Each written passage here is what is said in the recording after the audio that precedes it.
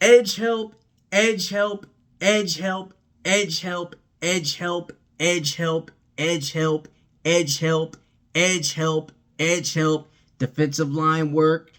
Those are the things that Detroit Lions fans have been egging on throughout free agency and even till now after picking up Rock Ya-Sin, Avonte Maddox, Grant Stewart, Roy Lopez. He's defensive line. That's nice to help out Ali McNeil and DJ Reader. Levi Onwuzurike to come back and help out the defensive line. That's nice to pick up and bring him back. He had a hell of a year despite having injuries. And, you know, it's good to bring back Pat O'Connor. It's good to bring back Mitch Olguide. It's good to bring back Al-Quadin Muhammad. It's good to bring back those guys to the forefront. It's good to do that. But who's going to be opposite of Aiden Hutchinson?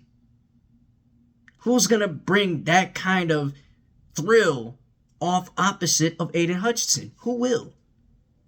Za'Darius Smith can definitely come out there and product and pretty much be a great option opposite of Hutch. Rotation wise, he could be. But in this draft, it's a deep, and I mean very deep, long list of names that can help this defensive line and bring in some edge help to put them over the hump next season. The 2025 season has just begun, even though it's off season, but it has just begun. It just got underway. Teams are trying to get better. Teams are trying to pay. Teams are invested in either rebuilding or just saying, look, we're not going to rebuild. We're going to restore our team to playoff destiny or Super Bowl destiny, that is. That's what teams are willing to do. This Detroit Lions team have one task. Your offense is good. You're set with bringing back Timmy P. You're set with that, okay? There's no ifs, ands, or buts about that. But when it comes to defense, you have to set the defense up pretty well so that way you don't have to worry about injuries. So that way you don't have to worry about having a bad secondary or a bad defensive line or a bad linebacking core. You want something that could come in and be productive each and every single step of the way. You're not just going to say, oh, well, let's spend big money on, Harold Landry. Let's spend big money on, Azeez Al-Aldry. He really went to the Philadelphia Eagles, who just won a Super Bowl. Hell, look at it this way. If Saquon Barkley can go to the Eagles and win something, hell, he definitely could wake up one morning and say, you know what, I'm going to the Eagles. The Lions could have made an offer to Azeez to please him and bring him here, but then again, he said, you know what, I'm going to go to the Super Bowl champion and stay in the NFC East. Okay? And that defensive line help and that edge help, it's all gone. It's still some left out there, but it's all gone. Because this free agency class was whack. It was whack. It was not no star-studded free agency class where you had to have Brad Holmes say, I'm going to spend over 30 or 40 to go get a premier guy opposite of Aiden Hutchinson. Because if you do that, you're going to miss out on Hutch's extended contract. You're going to miss out on having John Kaminsky back. You're going to miss out on having Ali McNeil back. You're going to miss out on having Kirby Joseph back. You're going to miss out on having some guys who are premier talents to help your team and come back. You're going to miss out on that if you overpay players. Guys who are definitely the building block to your culture. You're going to miss out on stuff like that. So how the hell are you going to sit there and say to yourself, oh, let's go and overpay? No, let's go cheap and then work with what we got. It's quality talent out there that can be cheap and productive on the field. So just like the NFL draft, there's quality talent that's productive and stalemate that can help out on the field and be productive. Why are we just complaining about this? Why are we complaining of it? Because I know we're hungry for a championship. I know that we haven't seen one in 67-something years. It's been since like 1957, around the same time as segregation was out. And I'm going to steal a line from Abe, okay? Championships aren't won in March and April. And I know he's watching this. So shout out to you. Championships aren't won in March and April. They're won in February and even in January. NFC Championship, Super Bowl championship. Those are the two things that matter when you're a franchise in the NFL. 31 teams, including us, know that. So what do you have to do? Stock up on defense. Load up on defense. Find the right guys. Scout the guys. Bring the talent in.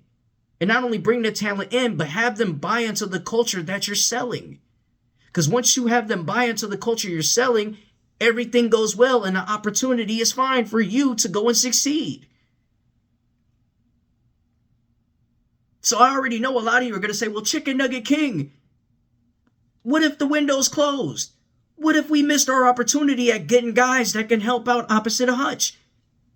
Look, the sky's not falling down on this team. The sky is not falling down on you. The opportunity isn't missed. There is a window that's still open. We're open like a restaurant 24 hours for an opportunity to win the championship, okay? Wake up. Hello? Wake up there. You guys got to understand that we have an opportunity here. We have all the talent in the world. We have all the pieces. We have the coaches. We have the fan base. The exact greatest fan base in the NFL could ever witness. Okay, we can be that team that everybody could be afraid of in the NFC. We could be that team that everybody in the AFC is watching out for, including the Kansas City Chiefs. And no, just because you beat the Kansas City Chiefs, and yeah, I gotta, requote this from my guy, Avery. Just because you beat the Kansas City Chiefs doesn't mean you won the Super Bowl in the preseason. Super Bowls were never won in preseason. Regular season games, they count. Okay? But preseason games don't count. There's no win, lose, or draw in an exhibition, okay? That's meaningless. Don't bring up preseason. Don't bring up off-season titles like the Chicago Bears do. Don't bring that up. Get to action, get to work, build your team, have these guys buy into the culture, and start from there.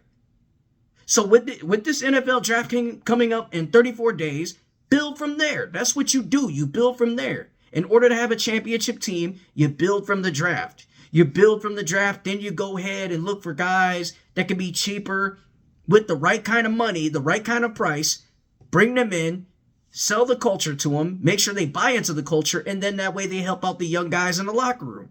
That's what this is all about, man. And Brad Holmes is playing his cards right. Dan Campbell playing his cards right. Hell, Coach Shep, he's playing his cards right. Johnny Morton, he's playing his cards right.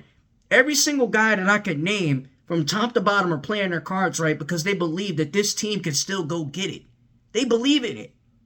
If the window was closed and the opportunity to never go to a Super Bowl wasn't there, then we'd be in real rebuild mode trying to, kick out guys like Jared Goff and kick out Amon-Ra St. Brown or guys like TP or guys like J-Mo out of the fold, out of the picture. They're gone. Boom. They're out. We're going to clean house if that was the case.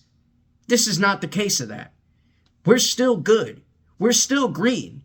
Okay? And we're still going to be something to be reckoned with in this league. So I just want to let you guys know, whether if we get Mike Green, whether if we get James Pierce Jr., whether if we get Donovan E., because his name is very, throwing me off the bag and off the loop. And then you got, guys like Derek Harmon that could come in and pick up the game and pick up the intensity from there too in the NFL draft. And by the way, he comes from the Oregon Ducks, the same school that Penei Sewell comes from, right? And you know what they product? Great players, great talent. So trust me, we're very familiar with the Oregon Ducks. We're very familiar with Alabama, with Jahai Campbell. Jahai Campbell definitely could be looked at 28. It's very possible. We can go any and every way in the draft because it's very flexible for this team to work with. So either get with it or get lost. Point blank. Let me know your thoughts about the draft coming up in 34 days. Like I said, edge, help, defensive line, it's all there. Give me your thoughts on that, and give me your thoughts on who we should select with the 28th pick. Chicken Nugget King 313. Make sure you like, share, subscribe to the channel. One Pride. I'm out. Yeah. One love, Detroit. Keep on subscribing, keep on supporting, and holla back at your boy. Yeah.